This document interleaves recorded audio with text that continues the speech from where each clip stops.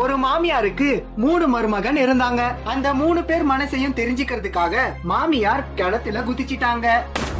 பெரிய மருமகன் மாமியார காப்பாத்திட்டாரு. காப்பாத்தினதுக்காக ஆட்டோ பரிசா கொடுத்தாங்க. நடு மருமகனோட மனசையும் தெரிஞ்சுக்கிறதுக்காக மாமியார் மறுபடியும் கிணத்துல குதிச்சிட்டாங்க.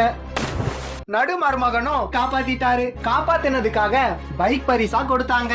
இதே மாதிரி கடைசி மருமகனோட மனசையும் தெரிஞ்சுக்கிறதுக்காக மறுபடியும் கிணத்துல குதிச்சிட்டாங்க.